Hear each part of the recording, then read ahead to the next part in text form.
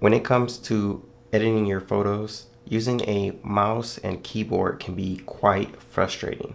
So in this video, we are going to review the Wacom Intuos graphic tablet, which is something that I have been using for a few years now. Back in the day, when I first got into photo editing, the tablets were kind of expensive, or maybe I was just looking at the more expensive tablets. But this is when I first started out.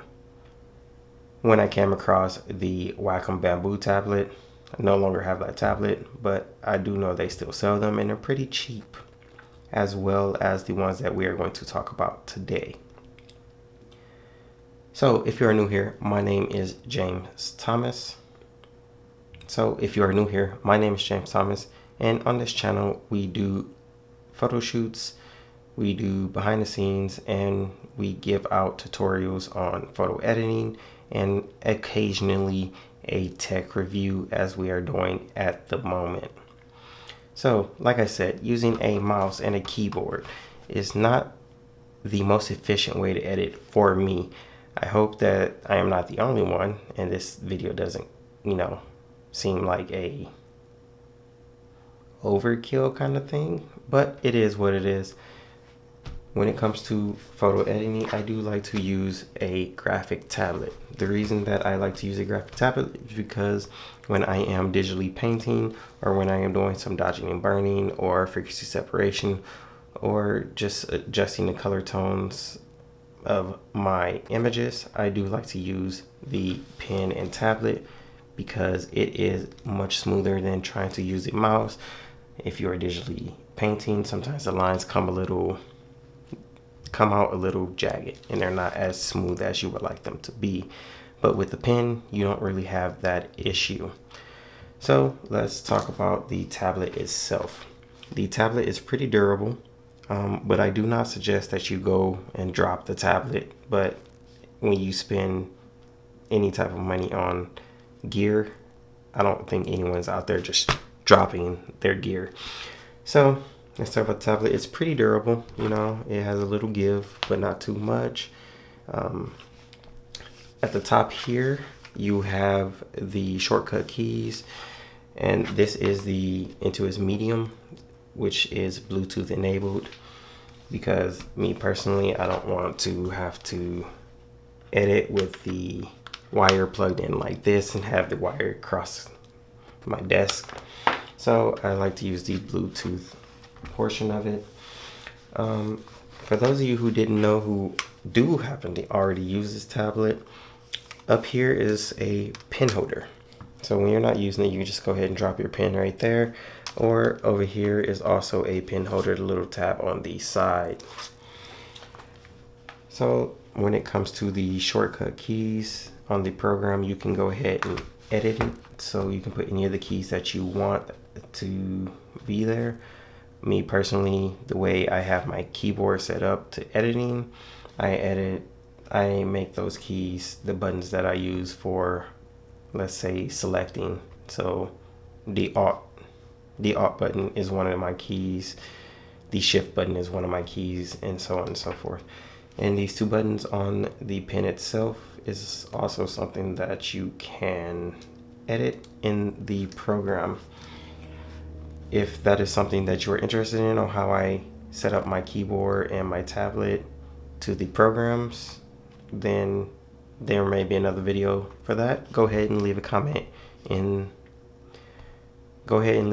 below if that is something that you would like to see, and I will go ahead and make that video detailing how I completely set up my tablet, pen, and my keyboard to make my editing process as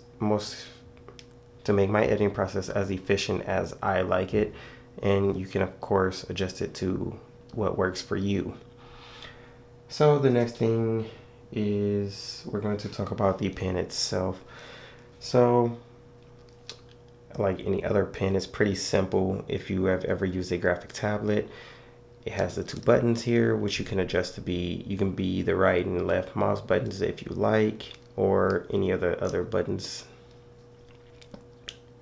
So on the Bamboo tablet, there used to be a little back portion where the nibs would be and the battery, but with the Wacom Intuos medium, they went ahead and put the nibs underneath the cap at the bottom. This cap has a little circle in the center, and that is used to remove the nibs. Hopefully I don't lose this one because I lost one.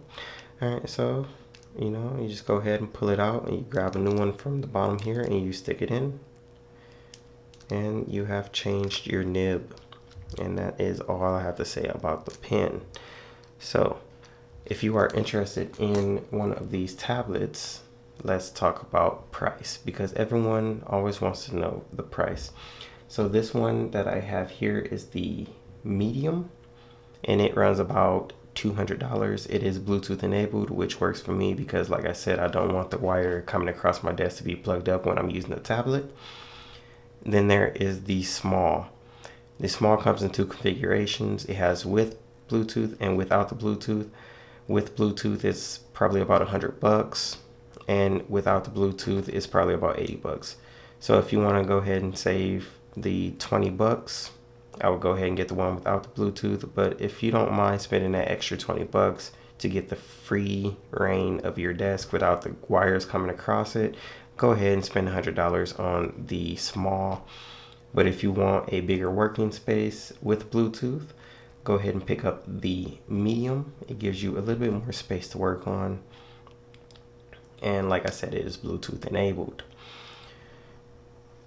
When they were coming up with this tablet, or the program, the Wacom drivers for this tablet, and I believe it's all of them now. I don't know personally because that's not what I use. I use this one. It is set up to where you can change the configuration of the tablet and your keys or the drawing area to either the program itself or the computer as a whole. When it comes to editing, I like to make sure that the the shortcut keys are designated per program, because I don't want the Alt key to be the same in, let's say, Lightroom than I do in Photoshop, because I use different keys for each one. So another thing is, the reason that I believe a lot of photographers or anyone who edits or draws on computers should be using a tablet instead of a mouse is because it is pressure sensitive. So if you do not want a dark line, you just draw lighter and you get a lighter line. And of course, like I said, you get a much smoother line, which is very important to me, and I believe every other photographer out there. So some of you may be asking about the dots all over this. They're just for decorative purposes. There is no bumps or anything, so you don't have to worry about when you're drawing hitting one of the circles and you go boom and it messes up your line. They're just for decorative purposes, and you get a smooth line every time.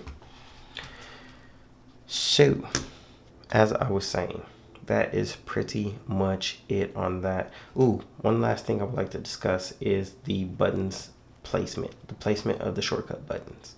So on the Intuos Pro, the buttons are on the side, which I believe I'm going to upgrade into, because it is somewhat more helpful for me, because when I'm editing, I'm drawing a pen, I have to cross over my hand just to push the buttons. But on the Intuos Pro, their buttons are on the side, which I believe is going to actually make my work process much smoother. So I may upgrade to that later. If I do, I'll go ahead and do a new review on the Wacom Intuos Pro tablet. So if you are a photographer, you may be wondering, what uses can you have with this tablet? So as I said before, me personally, I like to use it for dodging and burning, frequency separation, coloring skies, and it works a lot when I'm doing my composite work because it just helps everything along. When I need lines to be smooth, or if I need to squeeze something in, it always makes everything just easier for me. If this is something that interests you and you would like to pick one up, I will be leaving a link in the description below for the small with and without Bluetooth, and the medium, which is the one I have. So if you are looking for a better working surface or a larger working surface, go ahead and pick up the medium. Don't even bother with the small because it's not going to be enough for you. But I suggest that you go ahead and pick up the small if you are just getting into using tablets, because you need to see if this is something that you are going to like to use or not. So that is all for now. If you like this video, go ahead and smash that thumbs up button and consider subscribing and clicking the bell icon to be notified anytime I release a new video. That's all for now. Keep learning, keep creating, and of course, be inspired and inspiring. Until next time.